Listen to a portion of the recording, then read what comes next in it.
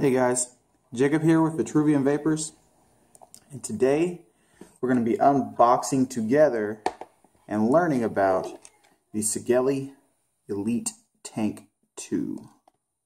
I didn't even know there was an EliteTank I.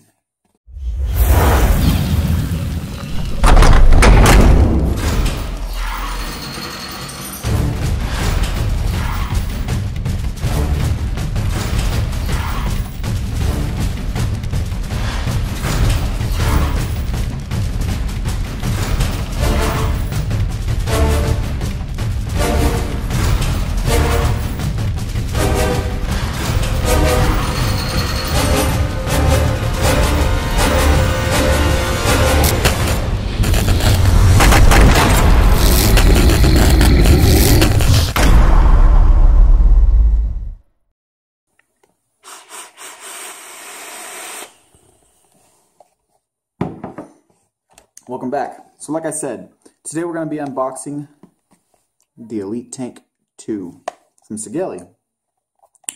Really cool. Sigelei's coming out with tanks, 22mm atomizer. Makes me happy because I love anything from Sigelei and Osmotis. So really cool. Really cool. Let's just go ahead and unbox this damn thing, huh? Alright, we're going to dive up close, or as close as I can get with my phone, and take a look at this thing and unbox it. I've already pulled all of the wrap off, and I have kind of gone through there and looked at the points a little bit so I don't sound too much like an idiot. Also ignore my fat titties. But let's watch this video here. Or why don't you guys watch? Damn. I'm still a little bit sleepy, so we're going to unbox this thing together anyway. So just watch. This is the Sigelei EliteTank II. Comes with a little instruction manual. Ooh, Japanese? Chinese? The other side's English. Okay, this thing is definitely written in English, so if you're not very good at the English language, I suggest just kind of do your best with that if you plan on reading it. The tank itself looks really cool. It's got the adjustable airflow, a lot like the Heracles. It's got this like fin base to it, like for heat dissipating, but the airflow is beneath that. And it looks like it opens up 2 holes at once, a lot like the Heracles. I really like that. Oh, this is a plus. Look at that 510 pin. That thing sits up on top, and I mean, you could screw this thing onto a hybrid and probably be just fine. I like this a lot. First tank that I've seen, other than the original sub tank that had that like springy pin, you know what I'm saying? Yeah, that was a kind of a fail too, but I like this, man. It sits up and it's nice and out there. It's not flush, so you can sit that on top of a hybrid and vape away. Very cool. Very cool. It says EliteTank II across the top. I hope you guys can see that. I definitely need a better camera. It is bottom fill. So we just take this sucker apart right here. Alright. Comes with this really awesome 1, 2, 3, 4, 5, 6, 7, 8. I lost count. Six-sided coil. Very cool. Very cool. I don't think it'll have any issues wicking. It is a nickel 200, and it gives you a range between 60 and 70 watts. Not much to play with, really. But with it being nickel, I don't know how much we actually have to kind of hold up to that. We just put it in temperature sensing. I think the 60 to 70 watts is based on like if you're not going to use temperature sensing. But also, I think that, I mean, that's really fat. You know, there's a lot of space in there. So you probably don't want to run it too low. If you run it too low, it probably wick too fast and then flood the shit out of your tank and it'll just gurgle on you. So I think that there's a reason that it's 60 to 70 watts. So let's put that back in. It comes with another coil. This is also a nickel 200 coil. So it comes with 2 of the exact same coil. Okay, that's cool, I guess. It comes with a really nice little drip tip. Very wide bore. I don't think a standard drip tip would fit in there. I'm sure I have one around here. Yeah. Let's see if just a regular drip tip will fit in there. Oh no, absolutely not. It will not hold just a regular drip tip. So if you have like a Hello Kitty drip tip, or you know, a friggin' Puffed Magic Dragon drip tip, or some sort of drip tip that you really like and you're wanting to put it in here, good luck with that, because I doubt that it's going to fit. But this kind of makes me wonder if the Atlantis version 2 drip tip will fit in there, or if the Mutation V4 drip tip will fit in there, because it is a little bit wider than your standard drip tip. Also inside the box it comes with some goodies. These little rings here kind of remind me of like a kid's like poolside toys, you know, like those little pool noodles, and I know they're not the same shape or anything, they're just the same color. The green and blue reminds me of like, back when I was a kid I had like a life jacket, we'd always go out to the lake, and my life jacket was these weird colors, these like neon greens and neon blues and shit, so it's kind of what it reminds me of. But you can replace your gaskets and make it all pretty and customize it, and that's pretty cool. I like that. And let's see if there's any other goodies in this box. Nope, nothing else. Nothing else. Fuck it. Alright. So let's fill this thing up. Let's vape on it. Put it on the Snow Wolf, seeing as how it is a nickel coil. Let's try to use the temp sensing feature of it. And I've got it at 600 degrees currently, but I am definitely going to take that down. We're going to do 460. I'm going to take the wattage down to 65 just in case. Alright, 65. So let's fill her up. Always prime your coils. Using a little bit of the forbidden fruit here from Smoky Mountain Vapes. One of my favorite flavors. I'm really hooked on this flavor right now.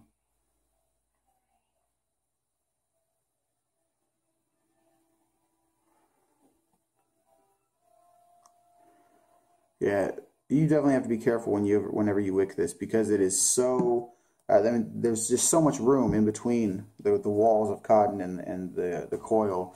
I mean, this is at least a 3.5 or a 4 millimeter inside diameter just between the spaces in the coil. So you definitely got to be careful. Don't pour juice directly down the center of the coil, or it will gunk up underneath your airflow, underneath the coil, and come out through your airflow holes. So definitely just be careful. Give it a nice coating, and then let's try and heat it up just a little bit and see if we can heat that juice up and get it to soak into the wick.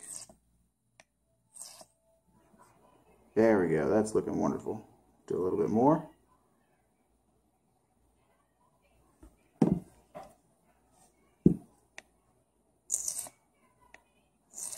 That's what we want to hear. That gurgling means that it's thinning out that juice and it's sucking it into the coil. This is a nice and quick way to be able to quickly prime your coils on a lot of these sub-ohm tanks. A lot of people just, you know, fill up their coil and let it sit and wait and wait and wait, or everybody thinks they have their secrets. But honestly, this was a little secret told to me by Steve Jackson, who's the owner over at SMV. And he said just put your device down to like 20 watts, or if it's temp sensing, turn your temperature down a tad bit. Make sure that the coils themselves are completely coated with juice, to where if you hit it, it's not going to burn the cotton. And then only hold it for like a second or two. Let it heat up the juice and then suck it into the coils. And it works every time. No waiting for me to vape. I love it. So now I just fill up the tank.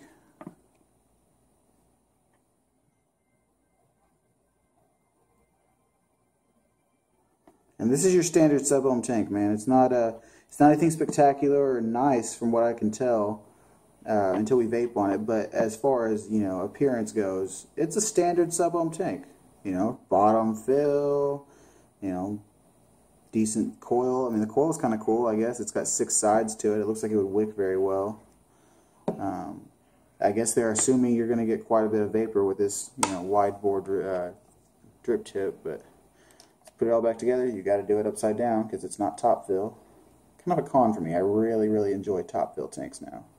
Kind of been spoiled. Alright. We're going to set our airflow. See if there's any excess and get rid of it. what I usually do is I wrap a paper towel or a towel of some sort around the airflow holes, and then I just blow through it, and if there's anything extra, it'll come out the sides. No, no excess. That's good. Or, well, there's a little bit, but not much. All right.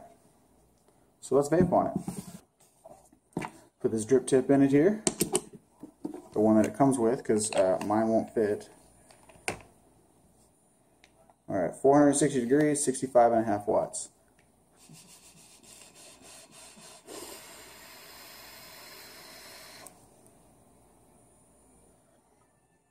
Hey, that's not bad. It's got a nice cloud to it. That tip gets really hot really fast, though. I mean, for 460 degrees, I wouldn't expect that tip to get that hot. But, I mean, it burned my lips a little bit. My Triton didn't do that, but my Triton also has the dissipating fins on the drip tip, but it's a metal drip tip as well, just like this one. It just doesn't have the dissipating fins. So I'm going to try that again.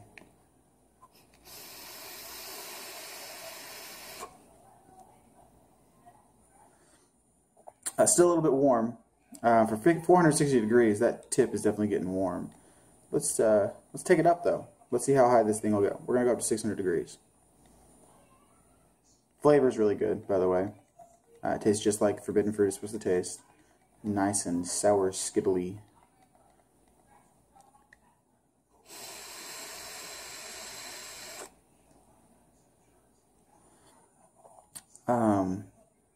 Yeah, it's nice. It wicks very well. Got great airflow. You know, Pyrex glass tank that you would expect from, you know, Asmodus or Sigelei. They're only going to do quality stuff, I'm assuming. I would hope. Yeah, that's a cool tank, I guess.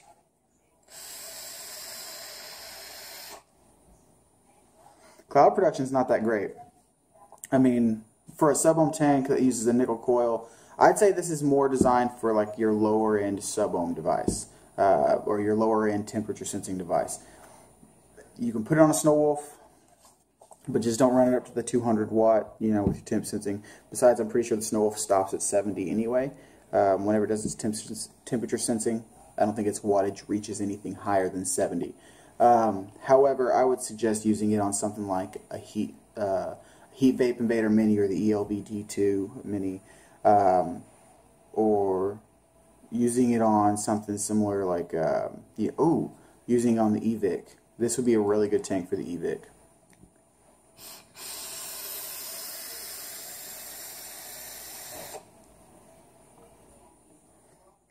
Long hit. It started to get a little bit dry there, but not bad. I know that coil is saturated. Let me check on the airflow here. Let's turn the airflow open more. Let's see what we can find. Ooh, there we go. That's wide open. That's WTFO.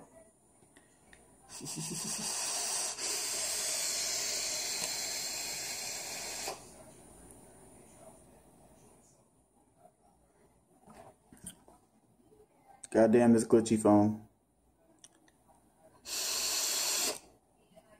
It's a nice tank. I'm impressed, but I'm not super impressed. I guess if I hadn't found the Triton before I found this, I would be extremely, extremely impressed. It's a decent tank. I love that it's got that adjusted, that non-flush, that extended 510. I really like that. It makes it to where you can throw this, throw this on a hybrid mod and vape with it. Also, the way these coils are designed, I'm kind of curious if you could use a Kanger sub-ohm coil in this, or if you could put this inside of a Kanger. That's something I definitely want to look into and find out. I might just post a second review up and let you guys know about that, because that's really cool. So yeah, good tank. I don't know what the retail price is for this, but honestly I wouldn't pay anything more than $40 for it. Okay, if you go into a place and it's marked up more than $39.99, my opinion on this is don't buy it. It's not worth anything more than that. For a $40 tank, it is a great tank. For a $35 tank, it is an awesome tank. For a $29.99 tank, that means $30, it is a phenomenal tank to have for that price. So that's my review on the Sigelei Elite 2. We unboxed it together. We looked at it together. Yeah, it's all right. It's just all right.